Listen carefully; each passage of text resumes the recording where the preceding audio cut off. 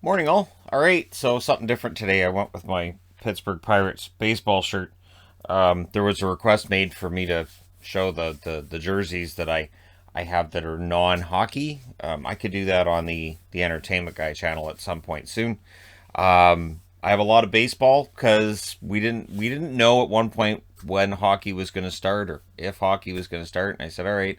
Went to the MLB site and they had a whole bunch of jerseys on sale, and I thought, all right, so I'm going to load up on baseball just in case I need to cover baseball because there's no hockey. So Pirates was one of the first ones I got because I like underdogs, and what more of an underdog is there than the team that hasn't won since what 1991? Like I don't. When was the last time they had a winning season? Like it's been sad. So yeah, and then of course a Red Sox hat because Boston. So there you go. Now in the jersey countdown here, we're in the top 50. We're going to count 50 through 41 today, and we're going to have fun doing it too. Yes, we are. We are going to have fun doing it. So let's go ahead and get started. Number 50, and this is where opinions are going to differ. I think the gold Vegas jersey is the most Vegas thing ever Vegas.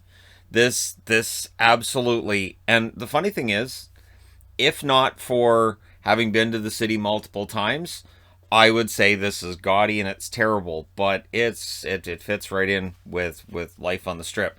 It is a fantastic jersey, and I will say this: it's also a scratchy jersey. So if you get this, just as a word of warning, there's no lining. There should be a lining here, some kind of a lining to keep it. So you have to wear another layer underneath, no matter how hot it is and all that in the desert, which is the only drawback I can think of with this because it is a very Vegas jersey. I like that the design is on the white on this too. I think that's really nice.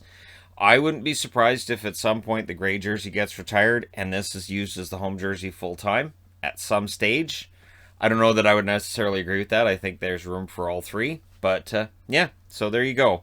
It is not the highest ranked jersey for the Vegas Golden Knights on the countdown. Number 49 in the what the is that category for most people is the, as it's called, the Peyote Coyote, or as I refer to it, the Green Space Coyote jersey.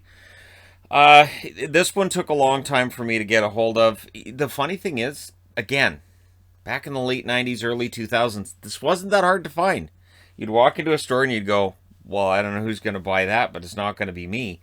It is sensational in that it is something completely different than anything anybody else was doing at the time or has done since. The crescent moon here is a nice touch because, of course, that is their secondary logo, and there's the salamanders, geckos on the shoulder, or space gecko, as it's properly known by me. And yeah, so it is a really nice jersey that I know people are not going to agree with me on. I know that people either love or hate this design, and I think there's probably more hate than love. But hey, it's number 49 on the countdown. Number 48, Hartford Whalers, and this is your green Adidas with the hurricane flags in here because Whaler fans would love that. But I know that there are people who say that Carolina shouldn't wear Hartford. Oh, it's not right. It's not right. But it's been a quarter of a century. So at some point in time, if Carolina's not, then nobody does. Nobody's producing these jerseys if Adidas isn't making them. So it just dies off. And I'm glad that that's not what's happening. And yes, absolutely, it's a cash grab by the Carolina Hurricanes organization, but it's one that I can get behind. It's all cash grabs in the NHL. I hate to break that to people, but they don't make jerseys as anything much more than cash grabs a lot of the time. And yeah, this is one that I think worked pretty well. The only thing that I would change about this, I'd have Pucky the whale on the shoulders. But that's me. And I'm sure there are people who prefer it without the whale on the shoulders, right? Number 48. Where are you all going? No, seriously, this is number 47. So yeah, another one that people are really gonna hate. The interesting thing is I've got a hockey news jersey magazine. So the whole I want to say yearbook, but it's not a yearbook. But the entire article that was written was on the 10 ugliest jerseys ever. It might actually be in one of the yearbooks. But although I want to say that there was the goalie mask one, it might be in that one. But anyways, there's a lot of fun stuff I have in my collection when it comes to the magazines. All hockey related. Mind out of the gutter. But this jersey was rated as one of the 10 ugliest ever. So was the Flying V. So was the Peyote Coyote I showed you guys. I really like this. I do. And I understand that, it's referred to as the Burger King. I've got it listed as the Burger King. And I get why. But I really like it. I think it is, again, it's a jersey that takes a chance, does something completely different. It is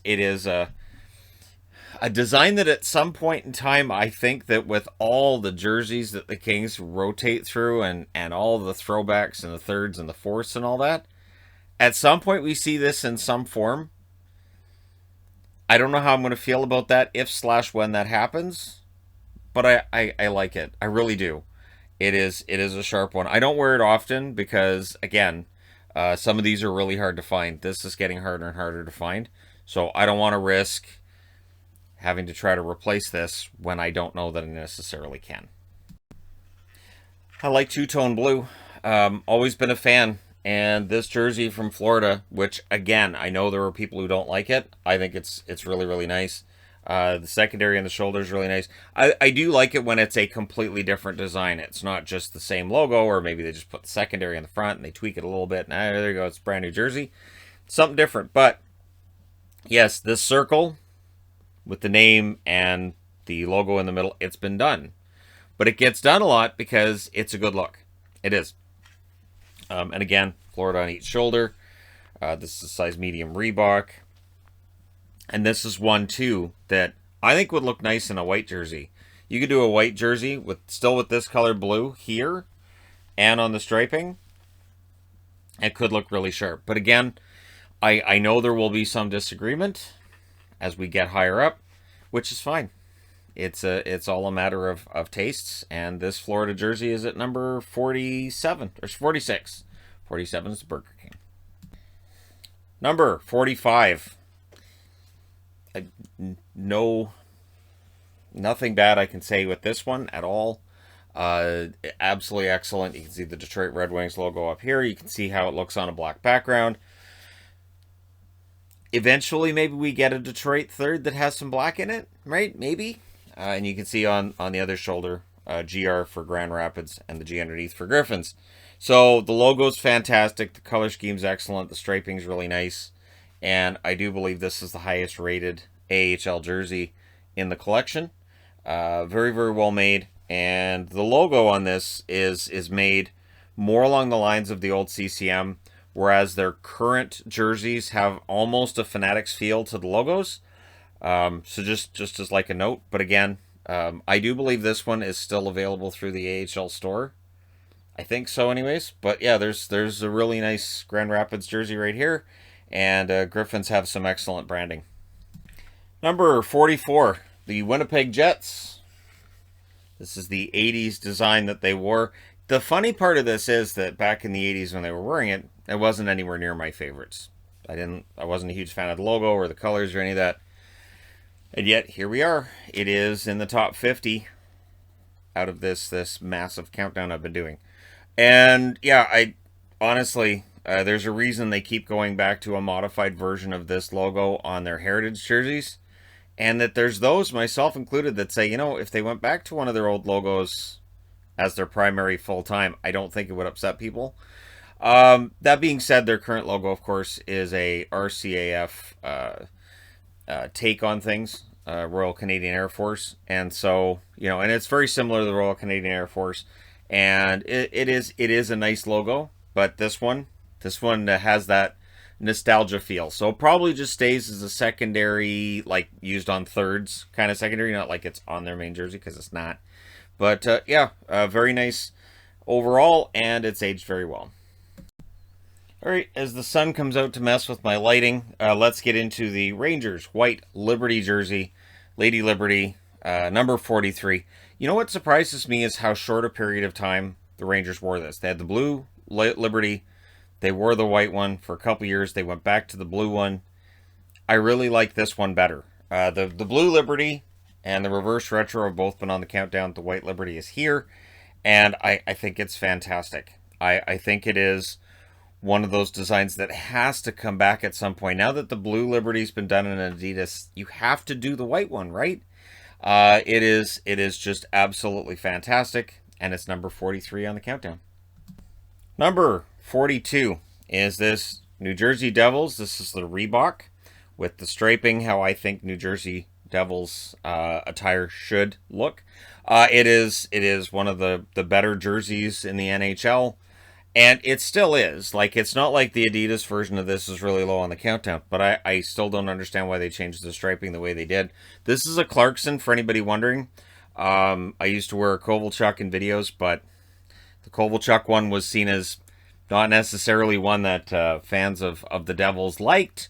So I now have a Clarkson instead. And yeah, it's a very nice jersey. And this Clarkson I got from Full Moon Jerseys. So there's still New Jersey Devils jerseys. You get to New Jersey, it just feels like you're repeating the word jersey way too much. But this attire is available still through Full Moon Jerseys. And yeah, pretty excellent overall. I've discussed it, and I still think one of the best logos in hockey. Number 41, this Minnesota North Stars beauty from the early 90s.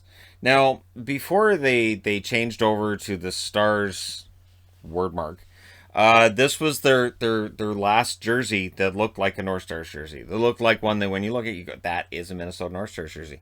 But this one, North Stars on the shoulders as well, which is weird. Buffalo had it at that point too, with the Buffalo logos on the shoulders. It just seems very repetitive. It's sort of like when they had the numbers on the front of the jerseys. Seems unnecessary. But I love the black. When they added the black, just that black accent, it really makes the logo pop. It makes everything look really, really nice. And again, Minnesota North Stars. This one, I want to say I got this one through Cool Hockey. I know it was before all the CCMs started just being gone, which is where we're getting now. Where you go to any of the hockey jersey sites and you're like, hey, I want an old CCM. They're getting harder and harder to find. Unless they're one of those like Gordie Howe, Mario Lemieux, some kind of a Heroes of Hockey type. But even those getting a little more difficult to find. But there you go. Number 41, Minnesota North Stars. Fantastic design. And I don't think this is the last time you'll see Minnesota North Stars on the countdown, but it's the end of this portion of the countdown. So let me know your thoughts in the comment section below as always. Don't forget to hit like and subscribe. If you're browsing your way through, you just happened upon this video. Thank you guys so much for watching, for all your support. I will talk to you again soon.